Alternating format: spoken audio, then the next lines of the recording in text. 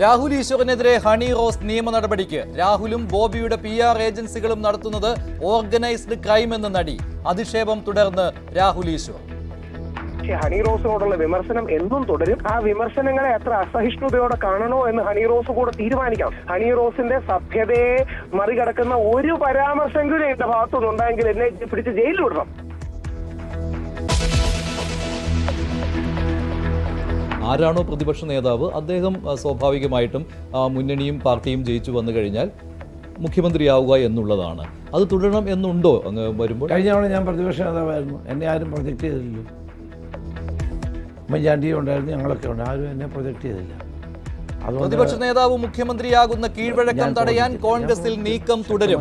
2021 പ്രതിപക്ഷ നേതാവായ തന്നെ ആരും മുഖ്യമന്ത്രിയായി ഉയർത്തിക്കാട്ടിയിട്ടില്ലെന്ന് ന്യൂസ് 18 അഭിമുഖത്തിൽ ചെന്നിത്തല. മുഖ്യമന്ത്രി സ്ഥാനം വീതം വയ്ക്കാൻ 2011 ധാരണ ഉണ്ടായിരുന്നെന്ന അഭ്യൂഹം നിഷേധിക്കാതെ ചെന്നിത്തല.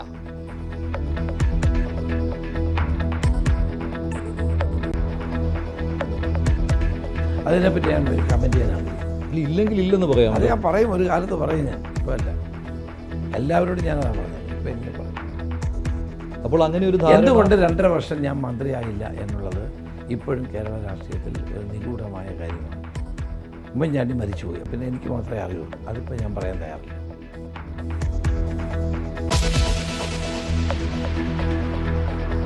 എറണാകുളം അങ്കമാലി അതിരൂപത ആസ്ഥാനത്ത് നാടകീയ രംഗങ്ങൾ. നേരം വെളുക്കും മുൻപ് പോലീസ് എത്തി ഒഴിപ്പിക്കാൻ ശ്രമിച്ചെന്ന് വിമത വൈദികർ. എന്നെ അവരെ മുറിയിൽ നിന്ന് വലിച്ചഴച്ച് ഇവിടെ വരെ എത്തിച്ചു. പോലീസ് അനീഷ് ജോയ് എന്ന CIയും കൂട്ടരൊക്കെയാണ് ഇത് ചെയ്തത്. അവരവിടെ നിന്ന് വലിച്ചഴിച്ച് പോലീസ് അതിക്രമമാണ് കാണിച്ചത്. സെന്റ് മേരീസ് ബസലിക്കയ്ക്ക് മുന്നിൽ തടിച്ചുകൂടി വിശ്വാസികളും വൈദികരും. പോലീസുമായി വാക്കേറ്റം. സമാധാനത്തോടെ ഇരുന്നാലേ എനിക്ക് പറയാൻ പറ്റുള്ളൂ. സമാധാനം ആശംസിക്കാൻ നിങ്ങൾ കത്തോലിക്ക പുരോഹിതനല്ലല്ലോ. സമാധാനം ആശംസിക്കാൻ ACP ജയകുമാർ കത്തോലിക്ക പുരോഹിതനല്ല. നിങ്ങളൊരു ഹൈന്ദവനാണ്. നിങ്ങൾ ഞങ്ങളുടെ ക്രൈസ്തവ ആലയത്തിൽ കയറി ഞങ്ങളുടെ വൈദികരെ പീഡിപ്പിച്ചു. അതിന് മുന്നോടിയായിട്ട് ഞങ്ങളെ 8 മൈരയും ഒരു വൈദികനെയും പെരുവഴിയിൽ നിങ്ങൾ അറസ്റ്റ് ചെയ്തു. Virtual arrest.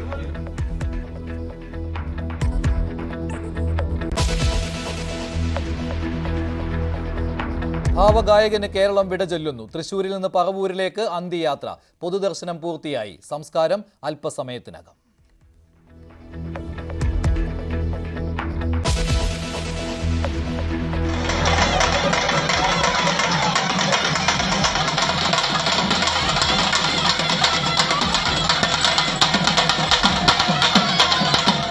മകരവിളക്കിനൊരുങ്ങി സന്നിധാനം. എരുമേലിയിൽ പേട്ടതുള്ളൽ. തിരുവാഭരണ ഘോഷയാത്ര നാളെ പന്തളത്ത് നിന്ന് പുറപ്പെടും. നാളെ മല കയറാൻ അനുമതിയുള്ളത് 60,000 ഭക്തർക്ക് മാത്രം.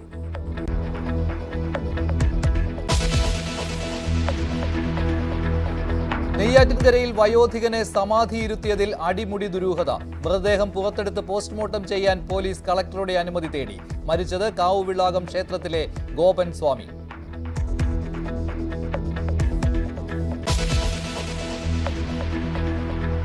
പത്തനംതിട്ടയിൽ കായിക താരമായ പെൺകുട്ടിയെ പീഡിപ്പിച്ച കേസിൽ 10 പേർ കൂടി കസ്റ്റഡിയിൽ. അറസ്റ്റിലായ 5 പേരെ റിമാൻഡ് ചെയ്തു. കൂടുതൽ അറസ്റ്റിന് സാധ്യത. 13 വയസ്സ് മുതൽ 60ഓളം പേർ പീഡിപ്പിച്ചതായി പെൺകുട്ടിയുടെ മൊഴി. തിരുവനന്തപുരത്ത് CPI നേതാവിനെതിരെ പോക്സോ കേസ്.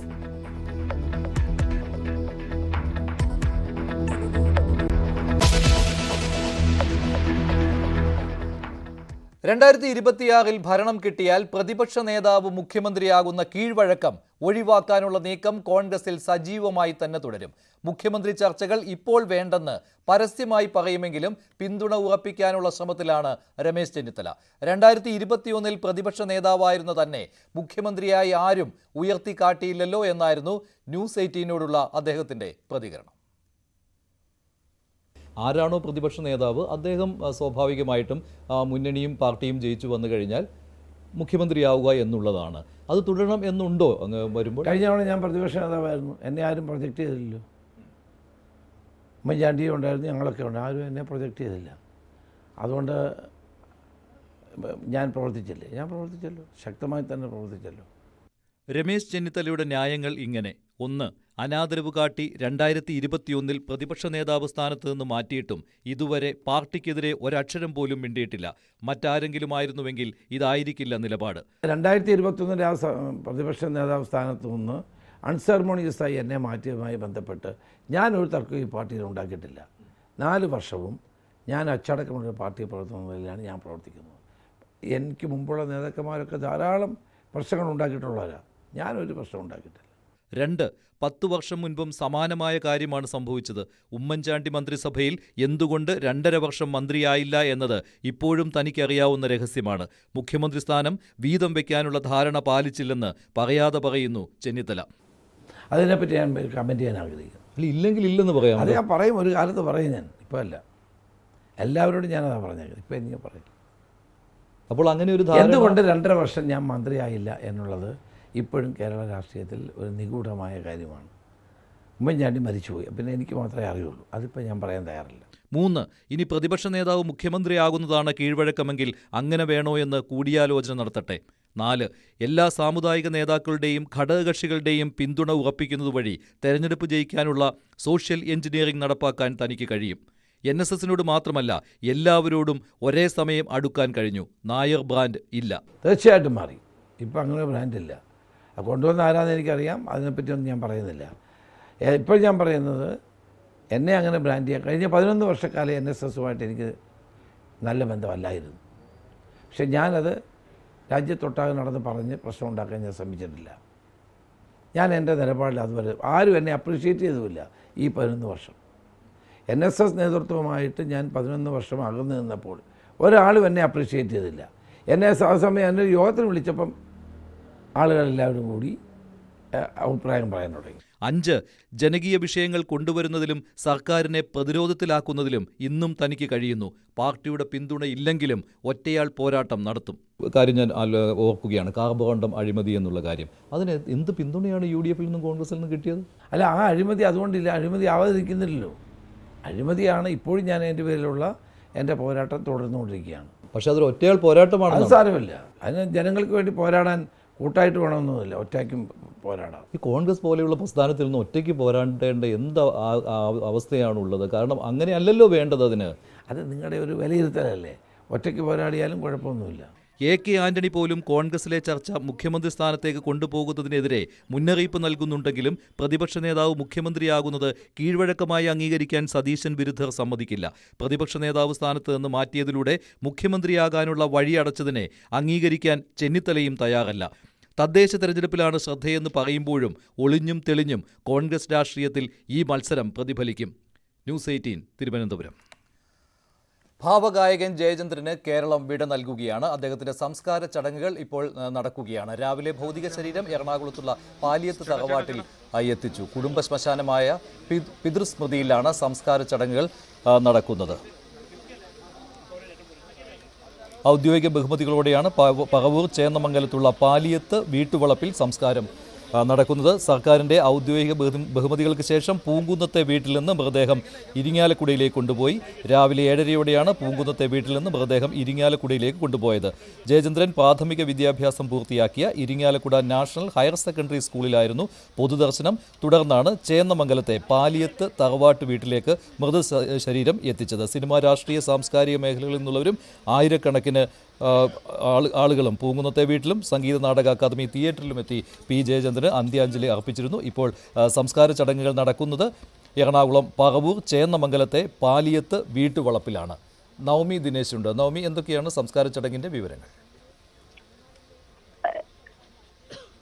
മഞ്ജുഷ, പി ജയചന്ദ്രന് അവസാന അന്ത്യയാത്ര നൽകുകയാണ് കേരളം. ഇപ്പോൾ ദൃശ്യങ്ങൾ കാണുന്നത് പി ജയചന്ദ്രന്റെ മൃതദേഹം കുടുംബ ശ്മശാനമായ സ്മൃതിയിലേക്ക് കൊണ്ടുപോവുകയാണ്. അവിടെ മതാചാരപ്രകാരമായിട്ടുള്ള ചടങ്ങുകൾക്ക് ശേഷം അല്പസമയത്തിനുള്ളിൽ തന്നെ മൃതദേഹം സംസ്കരിക്കും. അദ്ദേഹത്തിന്റെ ആഗ്രഹപ്രകാരം തന്നെയാണ് പറവൂർ ചേന്നമംഗലത്തെ വീട്ടിൽ ഒരു പൊതുദർശനം വെച്ചതിന് ശേഷം അവിടെ തന്നെ തന്റെ അന്തരിച്ച പൂർവികർക്കൊപ്പം തന്നെ തനിക്ക് മന്തി ഉറങ്ങണമെന്നൊരാഗ്രഹം കുടുംബത്തോട് അദ്ദേഹം പ്രകടിപ്പിച്ചിരുന്നു. അതിന്റെ അടിസ്ഥാനത്തിലാണ് ഈ തറവാട്ട് വീട്ടിലേക്ക് കൊണ്ടുവന്നത്. ആദ്യം തീരുമാനിച്ചത് പ്രകാരം വൈകിട്ട് 3 മണിയോടുകൂടിയായിരുന്നു സംസ്കാരം നടക്കേണ്ടിയിരുന്നത്.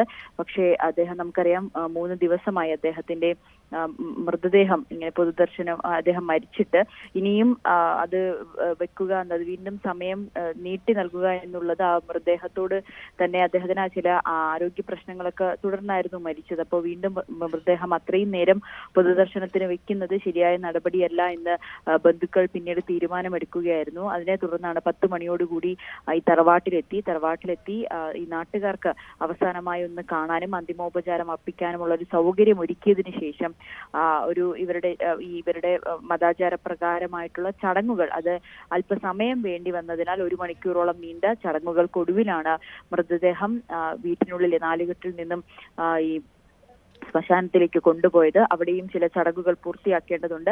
അതിനുശേഷം പൂർണ്ണ ഔദ്യോഗിക ബഹുമതികളോടുകൂടി തന്നെയായിരിക്കും അദ്ദേഹത്തിന് കേരളം വിട നൽകുക. ഇതിനോടകം തന്നെ വിവിധ സാംസ്കാരിക രാഷ്ട്രീയ പ്രമുഖന്മാരെല്ലാവരും ഇവിടെ എത്തി അദ്ദേഹത്തെ അവസാനമായി ഒന്ന് കണ്ട് മടങ്ങുന്ന സാഹചര്യമുണ്ടായി.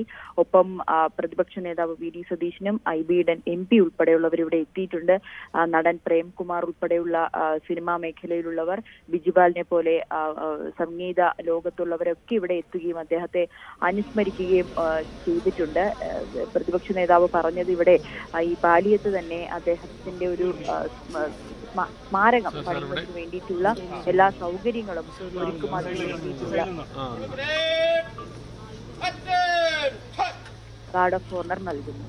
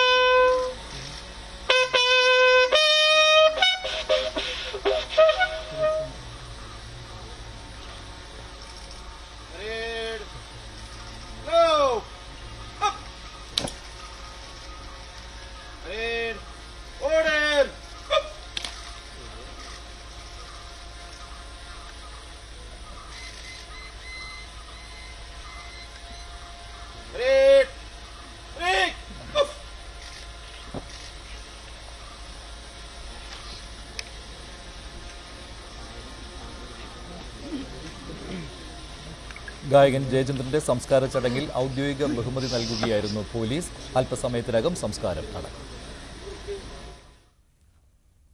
മറ്റൊരു വാർത്തയിലേക്ക്. സിറോ മലബാർ സഭയുടെ എറണാകുളം അങ്കമാലി അതിരൂപത ആസ്ഥാനത്ത് ഇപ്പോഴും സംഘർഷാവസ്ഥയാണ്. ബിഷപ്പ് ഹൌസിനകത്ത് സമരം നടത്തിയിരുന്ന വൈദികരെ പോലീസ് പുലർച്ചെ ബലമായി നീക്കം ചെയ്യുകയായിരുന്നു. ഇതിൽ പ്രതിഷേധിച്ചാണ് ഒരു വിഭാഗം വൈദികരും വിശ്വാസികളും സെന്റ് മേരീസ് ബസലിക്കയ്ക്ക് മുന്നിൽ സംഘടിച്ചത്. ഇപ്പോഴും അവിടെ വിശ്വാസികളും വൈദികരുമുണ്ട്. പോലീസുമായി പലതവണയാണ് വാക്കേറ്റമുണ്ടായത്.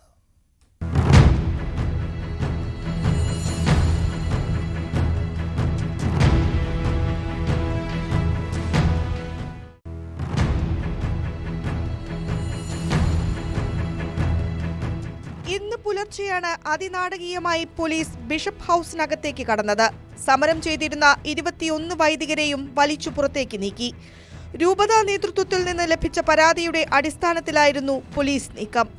നടപടിയിൽ ചിലർക്ക് പരിക്ക് പറ്റിയെന്ന് വൈദികർ പറയുന്നു. എന്നെ അവരെ മുറിയിൽ നിന്ന് വലിച്ചഴച്ച് ഇവിടെ വരെ എത്തിച്ചു. പോലീസ് അനീഷ് ജോയ് എന്ന CI കൂട്ടരൊക്കെയാണ് ഇത് ചെയ്തത്. ബസിലിക്ക കേന്ദ്രീകരിച്ചുകൊണ്ട് വൈദികരും വിശ്വാസികളും സംഘടിച്ചതോടെ സമരം സംഘർഷാവസ്ഥയിലേക്ക് നീങ്ങി. പലതവണ പോലീസുമായി വാക്കേറ്റമുണ്ടായി. ബിഷപ്പ് ഹൌസിലേക്ക് നടത്തിയ മാർച്ചും സംഘർഷത്തിന്റെ വക്കോളമെത്തി.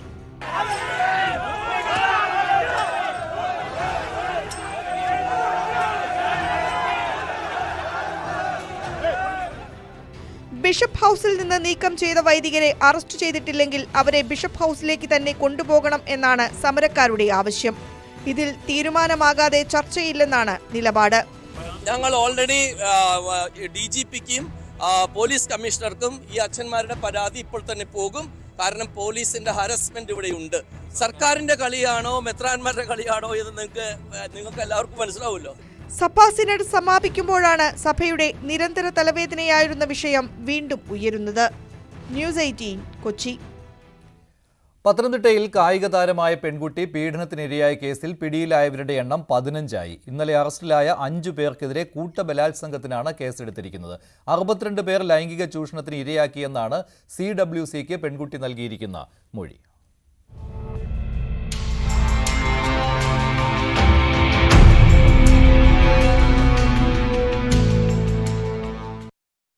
ഞെട്ടിക്കുന്ന വെളിപ്പെടുത്തലാണ് CWCക്ക് മുൻപാകെ 18കാരി നടത്തിയത്. 13 വയസ്സ് മുതൽ സുഹൃത്തുക്കളും സഹപാഠികളും അടക്കം നിരവധി പേർ ലൈംഗിക ചൂഷണത്തിന് ഇരയാക്കി.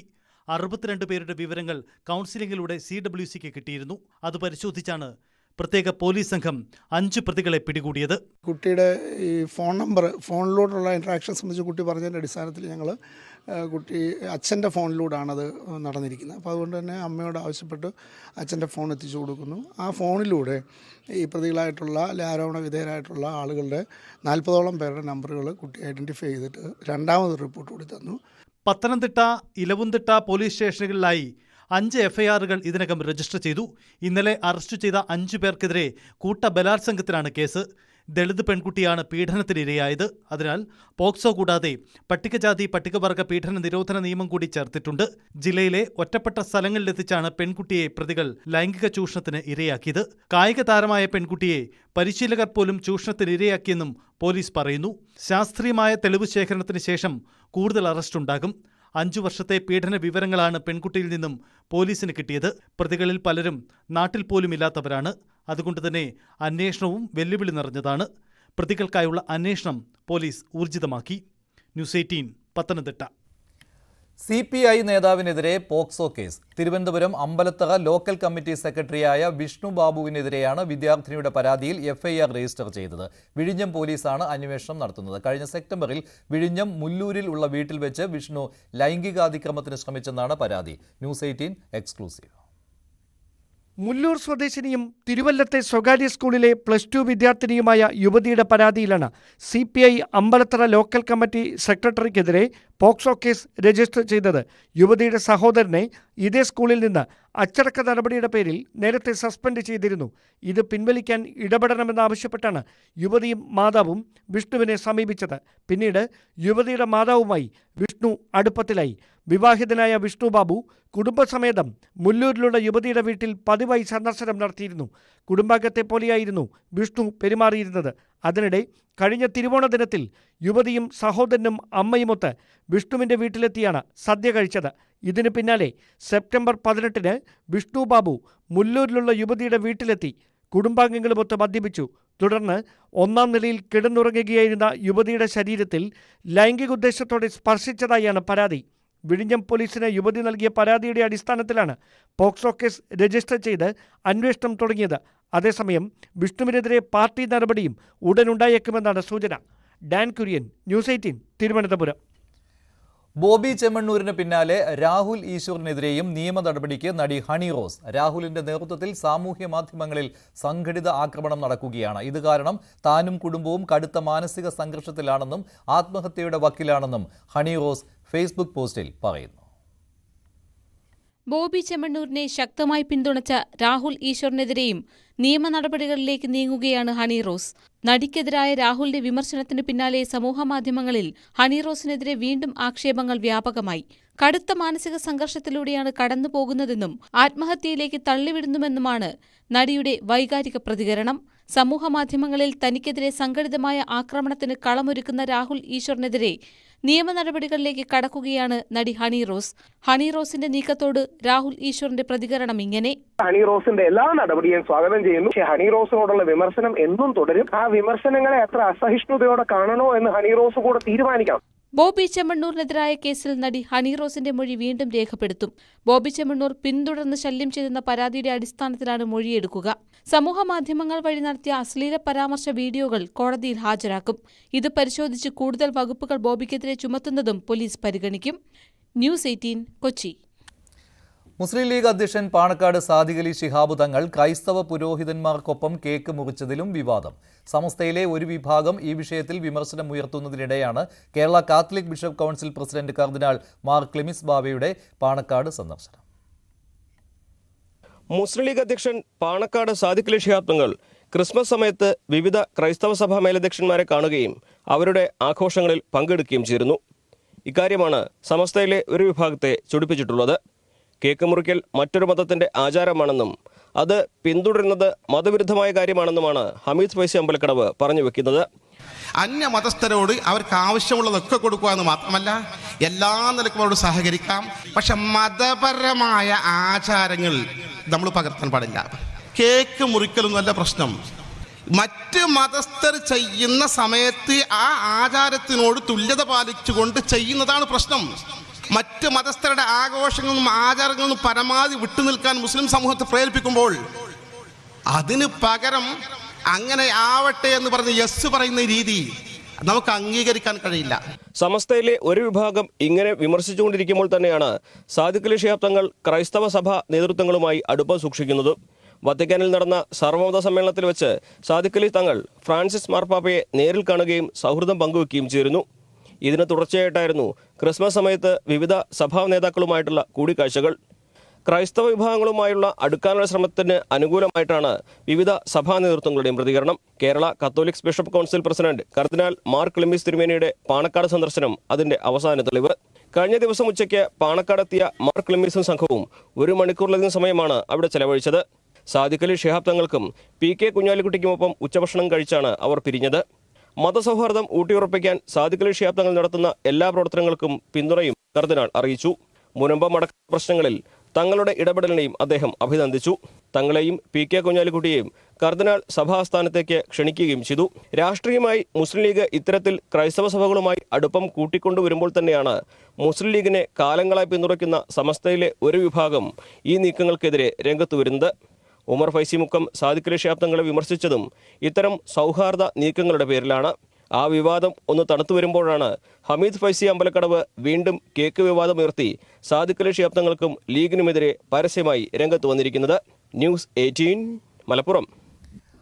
തൃണമൂൽ കോൺഗ്രസിൽ ചേർന്നതോടെ PV അൻവറിന്റെ MLA സ്ഥാനം നഷ്ടമാകുമോ എന്ന ചർച്ചകൾ സജീവമായി. സ്വതന്ത്ര MLA ഏതെങ്കിലും പാർട്ടിയുടെ ഭാഗമായാൽ കൂറുമാറ്റ നിരോധന നിയമം ബാധകമാണ്. അൻവറിന് പാർട്ടി കുടുംബത്തിലേക്ക് സ്വാഗതമെന്നാണ് ഓൾ ഇന്ത്യ തൃണമൂൽ കോൺഗ്രസിന്റെ ട്വീറ്റ്. എന്നാൽ അംഗത്വം എടുത്തിട്ടില്ലെന്നും സംസ്ഥാന കോർഡിനേറ്റർ എന്ന ചുമതല മാത്രമാണെന്നും അൻവർ പറഞ്ഞു. തൃണമൂൽ കോൺഗ്രസ് കുടുംബത്തിലേക്കെത്തിയ PV അൻവറിന് ഹാർദമായ സ്വാഗതം. ദേശീയ general secretary Abhishek Banerjee PV അൻവറിനെ ഷാളണിയിച്ച് സ്വീകരിക്കുന്ന ചിത്രങ്ങളോടെ ഓൾ ഇന്ത്യ തൃണമൂൽ കോൺഗ്രസ് എക്സിൽ പങ്കുവച്ച ചിത്രങ്ങളും വാക്കുകളുമാണിത്. പക്ഷേ അംഗത്വം എടുത്തിട്ടില്ലെന്നാണ് PV അൻവറിന്റെ വിശദീകരണം. ഞാൻ അതിന്റെ സ്റ്റേറ്റ് കോർഡിനേറ്റർ ആയിട്ട് ഉത്തരവാദിത്തം ഏറ്റെടുത്തു. മാഡത്തിനെ കണ്ടിട്ടില്ല, അവര് സ്ഥലത്തില്ല, അവിടെ കൽക്കട്ടയിലില്ല. പാർട്ടിയുടെ നാഷണൽ ഓഫീസിൽ വെച്ചിട്ടാണ് national general secretary Abhishek Banerjee MP കണ്ടത്. അദ്ദേഹമായിട്ടാണ് കൂടിക്കാഴ്ച. നമ്മൾ ഇതുമായി സഹകരിക്കാവുന്ന പരമാവധി ആളുകളെ സഹകരിപ്പിച്ച് മുന്നോട്ട് പോകുന്ന ഒരു സ്ട്രാറ്റജി ആയിരിക്കും ഉണ്ടാവുക. പുതിയ പാർട്ടിയിൽ അംഗത്വമെടുത്താൽ PV അൻവറിന്റെ MLA സ്ഥാനത്തിന് തന്നെ ഭീഷണിയാകും. സ്വതന്ത്ര MLA ഏതെങ്കിലും പാർട്ടിയുടെ ഭാഗമായാൽ കൂറുമാറ്റ നിരോധന നിയമം ബാധകമാകും. ഇത്തരത്തിൽ പരാതി കിട്ടിയാൽ നിയമസഭാ സ്പീക്കർക്ക് പരിശോധിക്കാം. സ്പീക്കർക്ക് ബോധ്യപ്പെട്ടാൽ നടപടിയുണ്ടാകുമെന്നും നിയമവിദഗ്ധർ ചൂണ്ടിക്കാട്ടുന്നു. മമതാ ബാനർജിയെ കേരളത്തിലെത്തിക്കാനുള്ള ശ്രമങ്ങൾ ഒരു വശത്ത് നടത്തുമ്പോൾ മറുവശത്ത് കേരളത്തിൽ UDFുമായി സഹകരിച്ചു പോകാനുള്ള നീക്കങ്ങളും PV അൻവർ തുടരും. ന്യൂസ് 18 മലപ്പുറം, തിരുവനന്തപുരം. അനധികൃത സ്വത്ത് സമ്പാദനം ഉൾപ്പെടെയുള്ള ആരോപണങ്ങളിൽ ADGP MR അജിത് കുമാറിന് ക്ലീൻ ചിറ്റ് നൽകിയ റിപ്പോർട്ടിൽ വ്യക്തത തേടി വിജിലൻസ് ഡയറക്ടർ. അന്വേഷണത്തിന് മേൽനോട്ടം വഹിച്ച വിജിലൻസ് പ്രത്യേക യൂണിറ്റ് SP നേരിട്ടെത്തി വിശദീകരണം നൽകണമെന്ന് വിജിലൻസ് ഡയറക്ടർ യോഗേഷ് ഗുപ്ത ആവശ്യപ്പെട്ടു. തിരുവനന്തപുരം സ്പെഷ്യൽ ഇൻവെസ്റ്റിഗേഷൻ യൂണിറ്റ് SPയുടെ മേൽനോട്ടത്തിൽ DYSP ഷിബു പാപ്പച്ചനാണ് അന്വേഷണം നടത്തിയത്. അന്വേഷണ റിപ്പോർട്ടിലുള്ള രേഖകളിലും മൊഴികളിലുമാണ് അന്വേഷണ ഉദ്യോഗസ്ഥനോട് വ്യക്തത തേടിയത്. ഫയലുമായി നേരിട്ട് ചർച്ചയ്ക്ക് വരാനും നിർദ്ദേശം നൽകിയിട്ടുണ്ട്. MR അജിത് കുമാറിനെതിരെ അനധികൃത സ്വത്ത് സമ്പാദനം, തിരുവനന്തപുരം കവടിയാറിലെ വീട് നിർമ്മാണം, ഫ്ളാറ്റ് വാങ്ങിയതിലും വിറ്റതിലുമുള്ള ക്രമക്കേട്, സ്വർണ്ണക്കടത്ത് സംഘത്തിൽ നിന്ന് പങ്കുപറ്റുന്നു തുടങ്ങി നാല് ആരോപണങ്ങളാണ് PV അൻവർ ഉന്നയിച്ചത്. ഇതിന്മേലാണ് വിജിലൻസ് അന്വേഷണം നടന്നത്. മതാടിസ്ഥാനത്തിലുള്ള വാട്സാപ്പ് ഗ്രൂപ്പ് വിവാദത്തിൽ K ഗോപാലകൃഷ്ണൻ IASന്റെ വാദം പൊളിയുകയാണ്. ചിലർ പറഞ്ഞിട്ടാണ് ഗ്രൂപ്പ് ഉണ്ടാക്കിയതെന്ന ഗോപാലകൃഷ്ണൻ തന്നെ പറയുന്നതിന്റെ തെളിവുകൾ പുറത്തുവന്നു. ഫോൺ ഹാക്ക് ചെയ്തവർ ഗ്രൂപ്പ് ഉണ്ടാക്കിയെന്നായിരുന്നു നേരത്തെ ഗോപാലകൃഷ്ണന്റെ വിശദീകരണം. മല്ലു മുസ്ലിം ഓഫീസേഴ്സ് ഗ്രൂപ്പിലാണ് ഗോപാലകൃഷ്ണൻ ഇക്കാര്യം പറഞ്ഞത്. ചാറ്റിന്റെ സ്ക്രീൻഷോട്ടാണ് പുറത്തുവന്നത്. ശോഭ സുരേന്ദ്രൻ വീണ്ടും ഡൽഹിക്ക്. BJP കേന്ദ്ര നേതൃത്വവുമായുള്ള കൂടിക്കാഴ്ചയ്ക്കായാണ് ശോഭയുടെ യാത്ര. ശോഭ സംസ്ഥാന അധ്യക്ഷയാകുമെന്ന അഭ്യൂഹം ശക്തമായിരിക്കെയാണ് തുടർച്ചയായ രണ്ടാമത്തെ ഡൽഹി യാത്ര. K സുരേന്ദ്രൻ സംസ്ഥാന അധ്യക്ഷ സ്ഥാനത്ത് തുടരുമെന്ന പ്രതീക്ഷ ഔദ്യോഗിക വിഭാഗവും വെച്ചുപുലർത്തുകയാണ്. കടുത്ത സസ്പെൻസിലേക്കാണ് BJP അധ്യക്ഷ സ്ഥാനത്തെ കേന്ദ്രീകരിച്ചുള്ള ചർച്ചകൾ ചെന്നെത്തുന്നത്. തുടക്കം മുതൽ ഉയർന്നു കേട്ട പേരുകളിൽ ഒന്നായിരുന്നു ശോഭ സുരേന്ദ്രൻ്റേത്. കഴിഞ്ഞയാഴ്ച ഡൽഹിയിലെത്തി അമിത്ഷായുമായി കൂടിക്കാഴ്ച നടത്തിയ ശോഭയെ വീണ്ടും BJP കേന്ദ്ര നേതൃത്വം ഡൽഹിക്ക് വിളിപ്പിച്ചു. രാവിലെ തിരുവനന്തപുരത്ത് VSDP പരിപാടിയിൽ പങ്കെടുത്ത ശേഷമായിരിക്കും യാത്ര. സംസ്ഥാനത്തെ ഘടകകക്ഷികളുടെ പിന്തുണ ഉറപ്പാക്കാനും ശോഭപക്ഷം നീക്കം നടത്തുന്നുണ്ട്. ഈ മാസം ആദ്യം അമിത്ഷായുമായി ശോഭ കൂടിക്കാഴ്ച നടത്തിയിരുന്നു. സംസ്ഥാനത്ത് BJPയെ പ്രതീക്ഷിക്കുന്ന ലക്ഷ്യത്തിലേക്ക് എത്തിക്കാൻ കഴിയുമെന്ന് പ്രത്യാശയോടെയുള്ള ഫേസ്ബുക്ക് പോസ്റ്റും ശോഭയുടെ പേജിൽ പിന്നാലെ പ്രത്യക്ഷപ്പെട്ടിരുന്നു. ഇതോടെയാണ് ശോഭ അധ്യക്ഷ സ്ഥാനത്തെത്തുമെന്ന ചർച്ച സജീവമായത്. MT രമേശ്, രാജീവ് ചന്ദ്രശേഖർ തുടങ്ങിയവരുടെ പേരുകളും ഉയർന്നു കേൾക്കുന്നു. ഒരുപക്ഷെ സുരേന്ദ്രൻ ഇനിയും തുടർന്നേക്കുമെന്ന് ഔദ്യോഗിക പക്ഷം കരുതുന്നുണ്ട്. 5 വർഷം കാലാവധി ബാധകമായില്ലെങ്കിൽ സുരേന്ദ്രന് കാര്യങ്ങൾ അനുകൂലമാകും. തൃശൂരിലെ തിരഞ്ഞെടുപ്പ് വിജയവും ഓരോ തിരഞ്ഞെടുപ്പിലും സംസ്ഥാനത്ത് BJPയുടെ വോട്ട് വിഹിതം വർദ്ധിക്കുന്നതും സുരേന്ദ്രന് അനുകൂല ഘടകങ്ങളാണ്. ന്യൂസ് 18 തിരുവനന്തപുരം. ഡൽഹി യാത്രയ്ക്ക് മറ്റ് പ്രത്യേകതകൾ ഒന്നുമില്ലെന്നാണ് ശോഭ സുരേന്ദ്രൻ ന്യൂസ് 18നോട് പറഞ്ഞത്. എനിക്ക് മാത്രമല്ല ഈ ബന്ധമുള്ളത്, എൻ്റെ പാർട്ടിയിലെ മുതിർന്ന മുഴുവൻ നേതാക്കന്മാർക്കും ഈ സാമുദായിക സംഘടനകളുമായിട്ട് നല്ല ബന്ധം തന്നെയാണുള്ളത്. വളരെ ഭംഗിയായിട്ടുള്ള രീതിയിൽ, ചിട്ടയായിട്ടുള്ള രീതിയിൽ ജില്ലാ തലത്തിലും മണ്ഡലം തലത്തിലും ജില്ലാ തലത്തിലും കൂടുതൽ പുതിയ ആളുകളെ ഉൾപ്പെടെ ഉൾക്കൊള്ളിച്ചുകൊണ്ടുള്ള പാർട്ടിയുടെ ഘടകങ്ങൾ, അത് എല്ലാവരും ഒരുമിച്ച് ചേർന്നിരുന്നു കൊണ്ട് സമവായത്തിലൂടെ അതുപോലെ തന്നെ ആളുകളുടെ അഭിപ്രായ രൂപീകരണമൊക്കെ നടത്തി വിവിധ സംസ്ഥാനത്തെ ചുമതലക്കാർ യാത്ര ചെയ്തുകൊണ്ടിരിക്കുകയാണ്. അതിനകത്ത് വേറെ മറ്റൊന്നുമില്ല എന്നുള്ളതാണ്. കാണാതാവുന്നതിന് തൊട്ട് മുൻപ് മാമിയെ ഒരു പെൺകുട്ടിക്കൊപ്പം ബീച്ചിൽ കണ്ടുവെന്ന് രജിത് കുമാർ ന്യൂസ് 18നോട് പറഞ്ഞു. ഇരുവരും അടുത്തിടപഴകുന്നതാണ് കണ്ടത്. ഭാര്യമാരോ ബന്ധുക്കളോ അല്ല. കാണാതായ ദിവസം തന്നെ പരാതി നൽകിയതിൽ അസ്വാഭാവികതയുണ്ട്. വൻ തോക്കുകളെ ഒഴിവാക്കി അന്വേഷണം കേന്ദ്രീകരിക്കുന്നത് തന്നിൽ മാത്രമാണെന്നും മാമിയുടെ ഡ്രൈവർ രജിത് പറയുന്നു. അപ്പോൾ രാജീവേട്ടൻ്റെ കൂടെയാണ് ഞാൻ പോയിട്ട് അന്നത്തെ സ്ത്രീയോട് പറഞ്ഞത്, സാർ ഇങ്ങനെ ഒരു സംഭവം ഉണ്ടായിരുന്നു, ബീച്ചിൽ ഞാനൊരു സ്ത്രീയെ കണ്ടിട്ടുണ്ട് ഇയാൾ കൂടെ, ഇയാൾ ആരാന്നറിയില്ല അന്നാണ് പറഞ്ഞത്. കാറിൽ വെച്ച് കണ്ടതാണ്? അല്ല, കാറിന്റെ അടുത്ത് നിൽക്കുകയായിരുന്നു ബീച്ചിന്റെ പുറത്ത്. ആ പെൺകുട്ടിയെ മുമ്പ് കണ്ടിട്ടില്ല? ഞാൻ കണ്ടിട്ടില്ല. അല്ല, പെൺകുട്ടിയാണ്? പെൺകുട്ടിയാണ്, ഞാൻ മുമ്പ് കണ്ടിട്ടില്ല. ഒരു പർദ്ദ മോം മറച്ചുള്ള ഒരു സ്ത്രീ കുട്ടിയാണ്.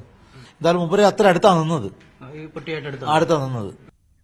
MS അനീഷ് കുമാർ ചേരുകയാണ് കൂടുതൽ വിവരങ്ങളുമായി കോഴിക്കോട് നിന്ന്. അനീഷ്, മാമിയുടെ ഡ്രൈവറായിരുന്നു രജിത് കുമാർ. ഇപ്പോൾ അന്വേഷണം വരുന്നതും രജിത് കുമാറിലേക്കാണ്. എന്താണ് ഇപ്പോൾ രജിത്ത് ഇങ്ങനെ പറയാൻ കാരണം? ഇതിൽ വിശ്വാസ്യതയുള്ളതാണോ? ഇതിനെപ്പറ്റിയുള്ള എന്തെങ്കിലും അന്വേഷണം നടന്നിട്ടുള്ളതാണോ?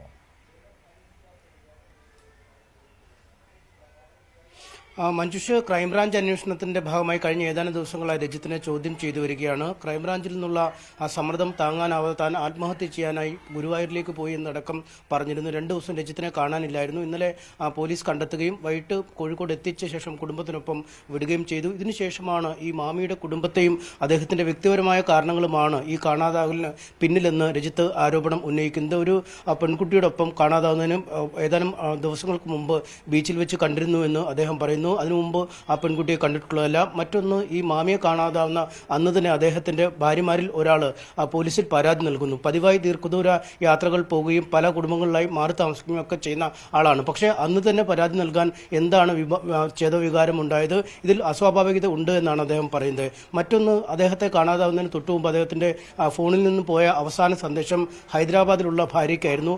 അൻവർ എന്നയാളെ വേഗം ബന്ധപ്പെടണം എന്നായിരുന്നു ആ മെസ്സേജിൽ ഉണ്ടായിരുന്നുവെന്നും രജിത് കുമാർ പറയുന്നു. പക്ഷേ ഇക്കാര്യത്തെക്കുറിച്ചൊന്നും പോലീസ് അന്വേഷിക്കാതെ വ്യക്തിപരമായ കാര്യങ്ങളിലേക്കോ അല്ലെങ്കിൽ കുടുംബപരമായ കാര്യങ്ങളിലേക്കോ ബിസിനസ് കാര്യങ്ങളിലേക്കോ പോകാതെ തന്നെ മാത്രം കേന്ദ്രീകരിച്ചുള്ള അന്വേഷണമാണ് നടക്കുന്നത്. അതുകൊണ്ട് പൊതുജനമധ്യത്തിൽ തനിക്ക് ജീവിക്കാൻ കഴിയാത്തൊരു അവസരമാണ് സംജാതമായിരിക്കുന്നതെന്നും രജിത് കുമാർ പറയുന്നു.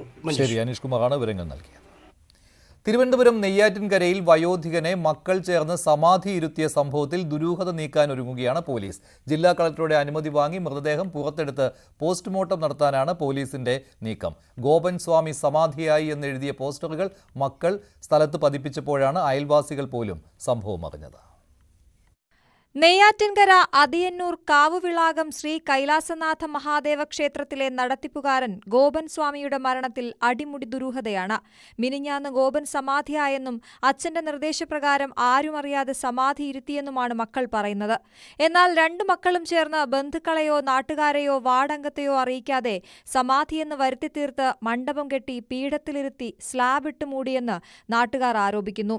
സമാധിയെക്കുറിച്ച് സംശയങ്ങളുമായി നാട്ടുകാർ രംഗത്തെത്തിയതോടെ ചുരുളഴിക്കാനുള്ള നീക്കങ്ങളിലേക്ക് പോലീസ് കടന്നത്. മൃതദേഹം പുറത്തെടുത്ത് പോസ്റ്റ്മോർട്ടം നടത്താനായി പോലീസ് ജില്ലാ കളക്ടർക്ക് റിപ്പോർട്ട് നൽകി. കളക്ടറുടെ അനുമതി ലഭിക്കുന്ന മുറയ്ക്ക് തുടർ നടപടി സ്വീകരിക്കും. ഈ വീട്ടിലേക്ക് തിരക്കിയപ്പോൾ ഗോപൻ സ്വാമി മരണപ്പെട്ടൊന്നുമല്ല, സമാധി ഇരുത്തി എന്നാണ് മക്കൾ പറയാൻ സാധിച്ചത്. അപ്പൊ തൊട്ടടുത്തുള്ള അയൽവക്കത്തുള്ള ആരും അറിഞ്ഞിട്ടില്ല ഇങ്ങനെ ഒരു മരണം നടന്നതുമായി ബന്ധപ്പെട്ടുകൊണ്ട്. അച്ഛൻ മുമ്പേ തന്നെ ഞങ്ങളടുത്ത് ആവശ്യപ്പെട്ടു, ഞാൻ സമാധി ഇരിക്കുകയാണ്, എന്നെ സമാധി ഇരുത്താനുള്ള സ്ഥലമൊക്കെ അച്ഛൻ കാണിച്ചു കൊടുത്തുകൊണ്ട് രാവിലെ 10:30 മണിയോടുകൂടി ഞാൻ മരണത്തിലേക്ക് കടക്കുകയാണ്, എന്നെ അടിയന്തരമായി സമാധി ഇരുത്തണമെന്ന് അച്ഛൻ പറയുമ്പോൾ അച്ഛനെ കോവിൽ കയറി തൊഴുത് അച്ഛൻ അവിടെ പോയി ഇരുന്നതിന് ശേഷമാണ് അച്ഛൻ മരണപ്പെട്ടതെന്നാണ് അവർ പറയുന്നത്. വീടിന് സമീപത്തായി ഗോപൻ സ്വാമി പൂജാതി കർമ്മങ്ങൾ നടത്തി വന്നിരുന്നു. ഭാര്യ സുലോചന, മൂത്ത മകൻ സനന്ദൻ എന്നിവരാണ് വീട്ടിലൊപ്പം കഴിഞ്ഞിരുന്നത്. മരിക്കാൻ പോകുന്നുവെന്നും തന്നെ ക്ഷേത്രത്തിന് സമീപം സമാധി ഇരുത്തണമെന്നും പിതാവ് ആവശ്യപ്പെട്ടതിന്റെ അടിസ്ഥാനത്തിലാണ് സമാധി പൂജകൾ നടത്തിയതെന്ന് മകൻ രാജസേനൻ പോലീസിന് മൊഴി നൽകിയിരുന്നു. സമാധി ചടങ്ങുകൾ മറ്റാരും കാണാൻ പാടില്ലെന്ന നിർദ്ദേശപ്രകാരമാണ് ആരെയും അറിയിക്കാത്തതെന്നാണ് മക്കളുടെ വാദം. സമാധി ചെയ്യുന്ന സമയത്ത് ആരും കാണാൻ പാടില്ല. അപ്പൊ ആരും കാണാൻ പാടില്ലാത്തതുകൊണ്ട് അച്ഛൻ തന്നെ നേരത്തെ നമ്മളടുത്ത് പറഞ്ഞിട്ടുണ്ടായിരുന്നു, അങ്ങനെ ആരെയും കാണിക്കരുത്, ഇന്ന രീതിയിൽ എനിക്ക് സമാധി കർമ്മങ്ങൾ ചെയ്യണം, സുഗന്ധദ്രവ്യങ്ങൾ ഭസ്മവും കർപ്പൂരം ഇട്ട് ഇന്ന രീതിയിൽ എന്നെ പൂജാതി കർമ്മങ്ങളൊക്കെ ചെയ്തു വേണം ഓരോന്ന് ചെയ്യാനെന്ന് പറഞ്ഞ് സമാധി ചടങ്ങുകൾ മൊത്തം എനിക്ക് പറഞ്ഞു തന്നെ അച്ഛൻ. സഹസ്രദള പത്മം എന്ന് പറയുന്ന അതിൽ പ്രാണായാമം ചെയ്താണ് അച്ഛൻ സമാധി ബ്രഹ്മത്തിലേക്ക് ലയിച്ചത്. ആ സമയം ഭയങ്കര ചൈതന്യം വരുന്ന ആ ശരീരം, തേജസ്സും ഊർജ്ജസ്വലനായിട്ടാണ് അച്ഛൻ അവിടെ ഇരുന്ന് സമാധിയായത്. സമാധി എത്തിയ സ്ഥലം പോലീസ് സീൽ ചെയ്തിട്ടുണ്ട്. ന്യൂസ് 18 നെയ്യാറ്റിൻകര. ഇടവേളയ്ക്ക് ശേഷം സകലമാന കേരളം ദിൽന ചേരും.